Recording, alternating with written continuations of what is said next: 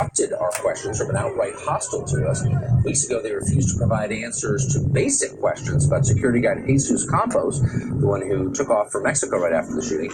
It made it impossible for us to get a filming permit on public land. Why is that? We have no idea, but it tells you something interesting. Catherine Lombardo is an attorney representing of the shooting victims here in Las Vegas. Doug Papa is a former police officer and casino security expert, and they join us both tonight. Thank you both for coming on. Thanks, so, Doug, give me the overview here. We were talking in the break. We have compiled a list, my producers and I, of questions to which we have no answers. Very basic questions. I won't repeat them on the air, but basically we know basically nothing. That's true. Why? I don't have any idea. It was one of the reasons why I started writing the stories right after the incident for the Baltimore Post-Examiner. I wrote 35 stories to date and try to get some answers from the Las Vegas Metropolitan Police Department. And every time you called up the PIO, initially they're either very rude or they just say, they comment that it's an ongoing investigation and they can't talk. I had some specific things that really bothered me from the start. One is where was the 40-member SWAT team the night of the worst mass shooting in American history? And let's start with that. What's the answer to that? Nobody knows, and actually nobody actually asked the question to Sheriff Lombardo to this day. I was the only one that wrote these in the stories. I do not know where they were. I do know from doing my investigation and talking to sources within and outside the Metropolitan Police Department that Levi Hancock, who was the officer that breached the door with explosives, went in with an ad hoc team of 2 canine officers and I believe Donaldson was the gang unit detective. And he was a little concerned about his safety from what I was told because he was going in with people he never worked with before. His SWAT team members weren't anywhere in sight. That's one of the things I raised, one of the issues I raised in the story. I do not know. And that's, you can add that to a long list of things we don't know. So I think a basic question I've had from the beginning, and I haven't heard it addressed, is did Stephen Paddock come to the attention of authorities, federal, state, or local, before this shooting? And I'm not alleging a conspiracy, but it's a basic question. Did they know who this guy was? Do you know the answer to that? I don't know the answer, but I suspect the answer is yes, based on what I've heard. Listen, I can't remember what's rumor, what's conspiracy theory, and what's facts on some days, but I've heard a lot of things. I've actually received a lot of information on paper. Yeah, I think they knew who he was. Of course they knew who he was. So answer that even more basic question. You're handling the legal end of this. Where's the information coming from? The FBI have apparently taken over the bulk of the investigation. Is there a central source for known facts about what happened, or is it just ad hoc? There is no source right now at all for any information as to what happened. Like I've said from the beginning, we expect it to take 4 to 6 months for the investigation. Look, I've said from the beginning that the lawyers for MGM and the corporate executives have been hunkered down in a room from day one, moment one, and they are putting all of their resources to protection of themselves, defending themselves. That's it right there. Look, I don't know the answer to any of these questions, but I know lying when I see it. I can smell it, and there's a lot of it around this story. I suspect that, I'm not alleging a cover-up, I don't think it's as simple as that, but that the authorities are trying to cloak their incompetence from the public. Do you have evidence that that's true?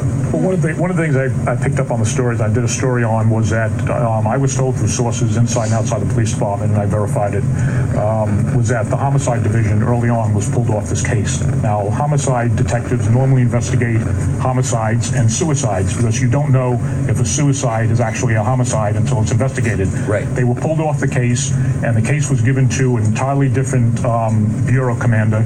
It answers to something to the public accountability section. Now, the captain of that force investigation team that's investigating the Paddock shooting, and I was told this by the homicide unit of the LVMPD, the captain who oversees that bureau is Captain Kelly McMahill, who's the wife of the number 2 guy running the Las Vegas Metropolitan Police Department, Under Sheriff Kevin McMahill.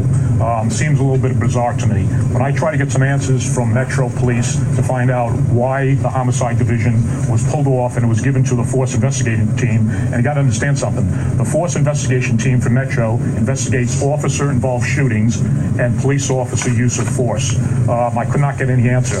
Right. Well, that's the story of this whole thing. So let me ask you just a couple of really simple questions that I've been wondering about. From the very beginning, we heard about bump stocks. That was kind of the signature piece of hardware from this atrocity, the bump stock. And yet the photographs of the rifles in the room that were publicly disseminated had bipods on them. And anyone who's ever operated a bump stock or understands how it works can tell you can't operate a rifle with a bump stock if it's got a bipod because it doesn't move back and forth in the way that it needs to. Are they still saying that bump stocks were used in this? Is that still a claim? They haven't told us, but what we suspect is that he had a complete and total arsenal upstairs in his room. But for what purposes? And why would he have two shooting positions when only one? Just looking at it, it seems like the angles was not necessary to have two. Any insight on that?